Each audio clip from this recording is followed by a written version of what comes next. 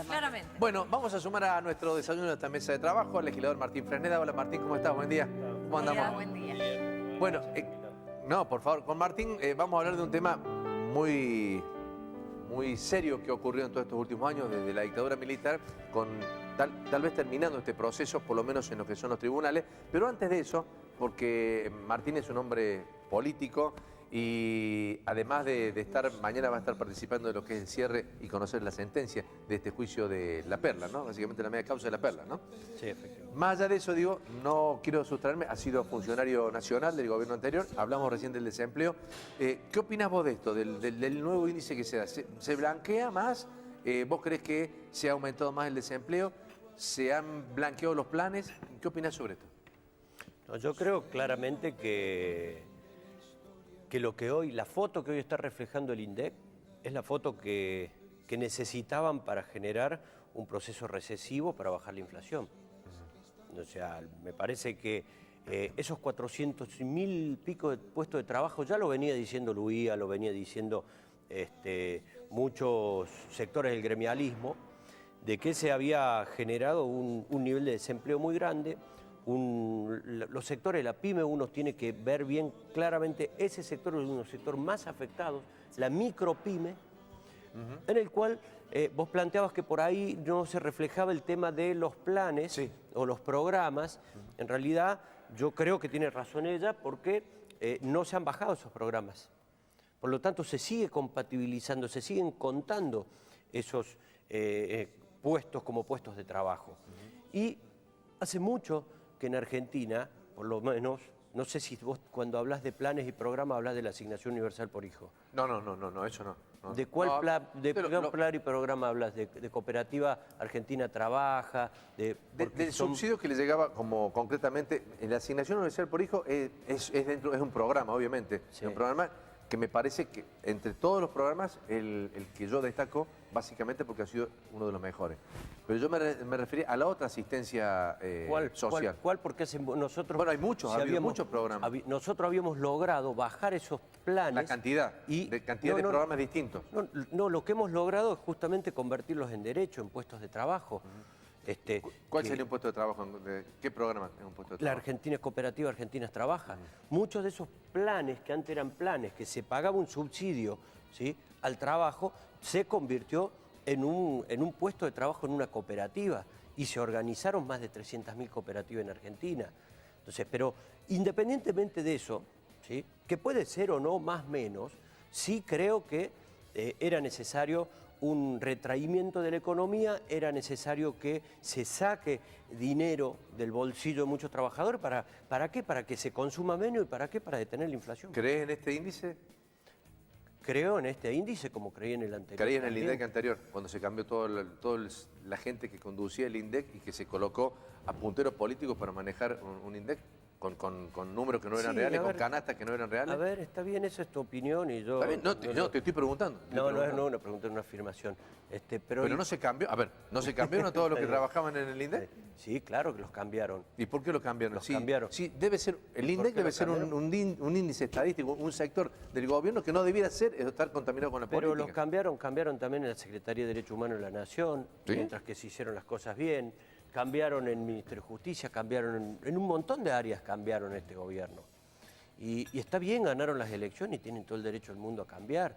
Yo creo, todo el derecho del mundo a discutir un montón de cosas que han puesto en crisis, en campaña, y que hoy han hecho una cosa distinta. ¿Sí? Yo respeto las opiniones, creo que el INDEC anterior tenía muchos déficits, ¿sí?, pero no son justamente los que se apunta cuando se apunta a que el INDEC mentía en todo, nosotros éramos todos unos corruptos, éramos todos unos mentirosos, éramos sucios, feos y malos, en todo. Porque no veo que imagínate qué malos que fuimos, que gobernamos 13 años, ¿sí?, incluimos el país, generamos más de 6 millones de puestos de trabajo. ¿O vos no crees que generamos 6 millones de puestos de trabajo? Sí. Tengo dudas de los 6 millones, cuáles son reales puestos de trabajo, pero yo creo que evidentemente hubo una inclusión social, sin duda. Yo creo que el plan Procrear, la asignación universal por hijo, por ejemplo, han sido para mí los dos mejores planes, para mí. Obviamente habrá planes que no conozco. Hay muchísimos, ¿no? Sí. Por supuesto, pero a ver, Pero yo tampoco puedo adherir, como periodista, decir, vos vas a defender lo que hizo el gobierno al cual adheriste, y está perfecto. Yo como periodista trato, en mi medida, de ser independiente. Nadie independiente de Avellaneda, pero trato de ser independiente y con mi mirada, que va a estar contaminada por una ideología, sin lugar a dudas. Pero intento separarlo. Por eso te pregunto algunas cosas de las cuales yo no creo que fue todo rosa el gobierno anterior, como no creo que este gobierno sea rosa por más que lleve 8 meses. Hay muchas cosas que nos equivocamos nosotros, pero bueno, en definitiva no nos equivocamos con haber bajado la cifra de desempleo. Nosotros recibimos un país con altísimo desempleo y una de los... ¿Más del 30% de desempleo? Claro, sí, más del 30% de desempleo, y tuvimos la cifra más baja, el 5,9%, y realmente nos sentimos muy orgullosos de haber logrado eso. No ha sido criticado por la oposición justamente eso, y ahora plantean una nueva cifra y aparece un dato que antes no nos acusaban. Creo que también con una mirada independiente, ¿no? ¿De dónde? ¿De Racimo? No. Políticamente, algo que estuvo bueno para resaltar lo del gobierno anterior fue haber cerrado las importaciones. Digo, a que hoy tengamos importación abierta y tiene sus pros y sus contras, pero el haber cerrado las importaciones tiene que ver con haber fomentado la empresa nuestra, la propia empresa. El mercado... Vos adherís a vivir con lo nuestro, en todo caso. Y a la industria nacional. Es discutible también eso. Sí. Porque cerrar toda la importación... Bueno, yo opino que cerrar toda la importación tampoco es lo lógico. No cerramos toda la importación. Bueno, pero hubo quejas, Martín, hubo quejas hasta de medicamentos que no ingresaban al país, necesarios, o insumos que no podía producir el producto que podía poner en el mercado porque no tenía cómo fabricarlo. Claro, la gente... Yo no te digo que todos, pero parte sí.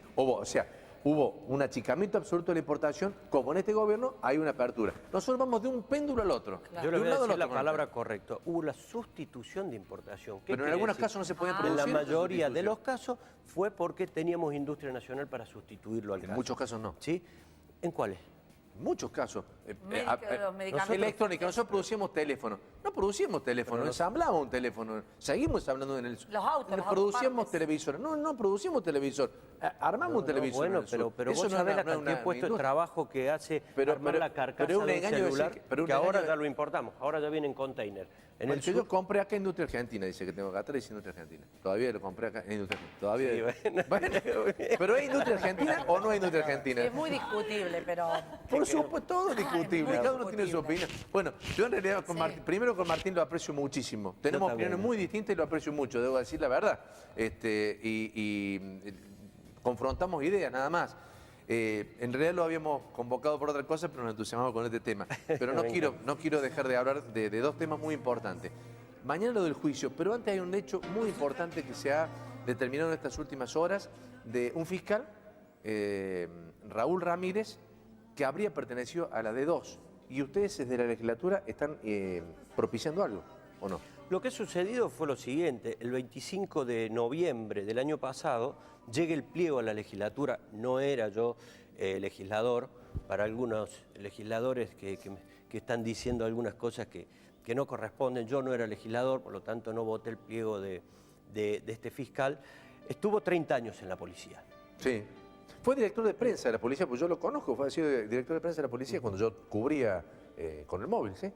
Pues nosotros no accedimos todavía a ver el legajo. El día de ayer, el periodista Dante Leguizamón le hizo una entrevista al aire y le preguntó si efectivamente él había formado parte de la D2, de esa tristemente célebre D2, el pasaje Santa Catalina, donde habían asesinado tantas personas y que mañana justamente... Por las dudas, que no lo reconozca, allí frente a la Plaza San Martín, donde está el Cabildo, allí en esa zona, porque hay muchos chicos, muchos jóvenes que por allí no sepan lo que es la D2, ¿no? Que era un lugar de tortura, un centro de tortura de la policía, básicamente.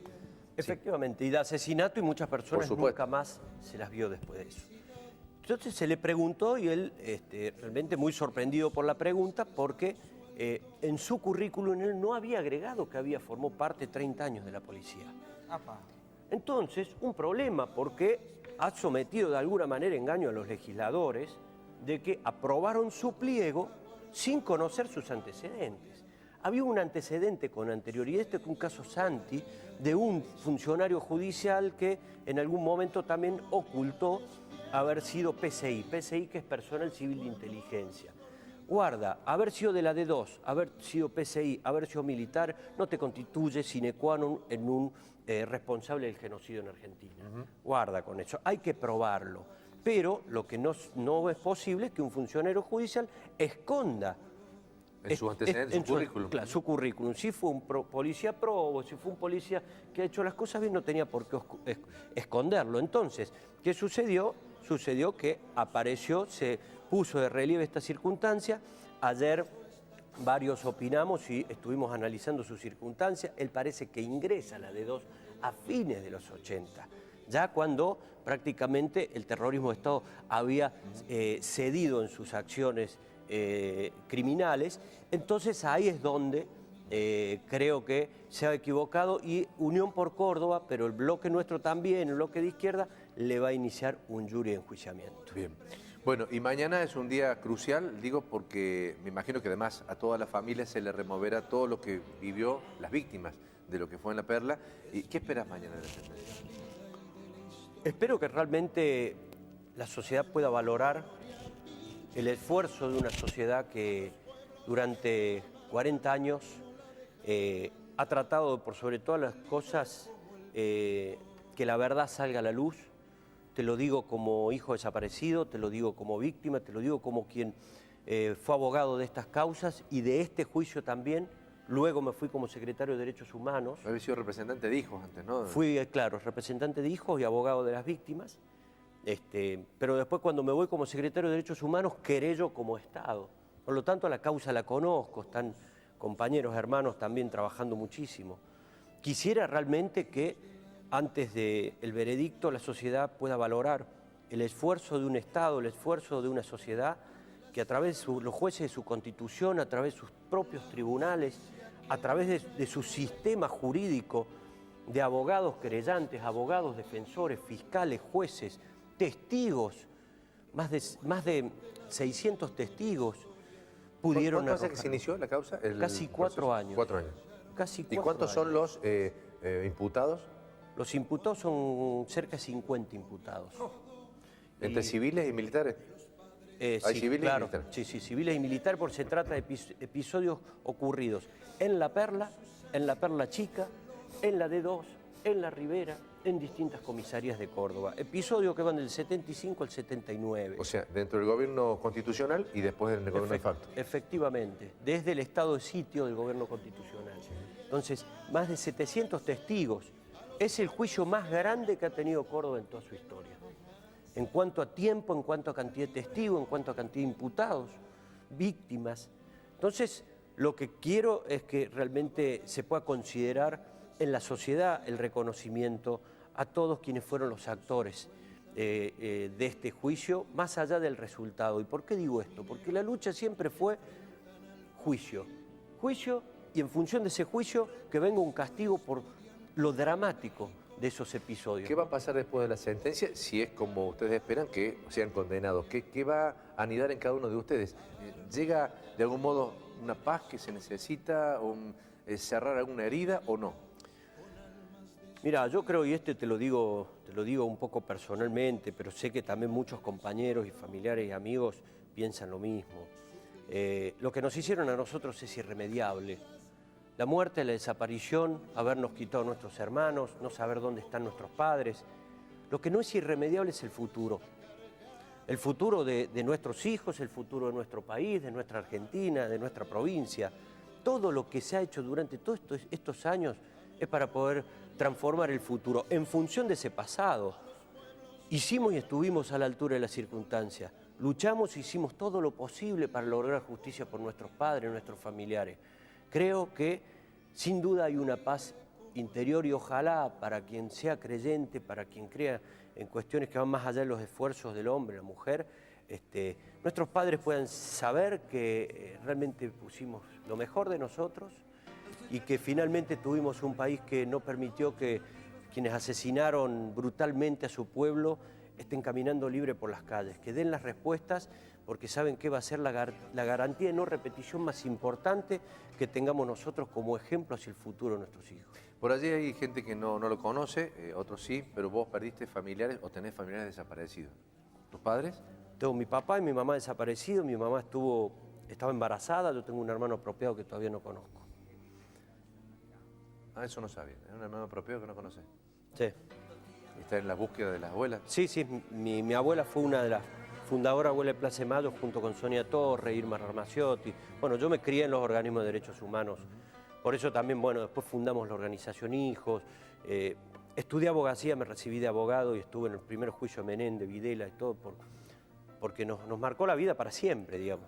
Nos marcó la vida para siempre, porque crecer sin nuestros padres te marca la vida para siempre. Pero además sin el como uno dice, sin el entierro, sin el velatorio del cuerpo del ser querido. Está desaparecido. No hubo entierro, no hubo sepelio. Eso es terrible. De un día para el otro. Y no conocer nunca más nada. Mañana va a ser un día muy especial para todos los cordobeses. ¿Quiénes pueden asistir? ¿Quiénes van a ir? ¿Quiénes van a estar dentro del recinto y quiénes pueden estar fuera? Miren, están convocados todo el pueblo cordobés y vienen de otras provincias, vienen de Buenos Aires, viene Estele Carlotto, vienen dirigentes nacionales. El gobierno de la provincia, el ministro de Educación, no ha decretado asueto, pero sí... Hay colegios alrededor de tribunales federales por eso. Pero vienen de distintas localidades. Le invitaron, ¿no? Detrás la sierra. Le invitaron a Cristina, sí. Pero no viene. No viene y me parece correcto, digamos, porque creo que sería de alguna manera... traerlo acá por donde sí, o entendido que quizá no por ella. Miren, yo cuando fui secretario de Derechos Humanos la invité en muchas oportunidades y conversé con ella muchísimas veces sobre que sería importante y ella quería respetar esa circunstancia para que nadie interprete que ella quería politizar el resultado de un juicio. Y me pareció correcto, creo que con el correr de los años tuvo razón y creo que hoy también, al no ser presidenta y hacer lo mismo, realmente se lo reconozco. Martín, muchas gracias por haber venido. Sé que tenés reuniones en la legislatura, pero te acercaste un rato a charlar con nosotros, a compartir el desayuno de un tema muy importante para nuestra vida, como sociedad, como pasado, pero como recién bien dijo Martín, para enfrentar el futuro. Porque las heridas que no se restañan, las que no se cierran, van a quedar abiertas de por vida. Y eso creo que nos ha venido pasando durante muchos años en nuestro país, especialmente en Latinoamérica, pero especialmente en nuestro país. Así que muchas gracias por venir. Gracias por invitarme a todos el desayuno. Nos vamos al corte.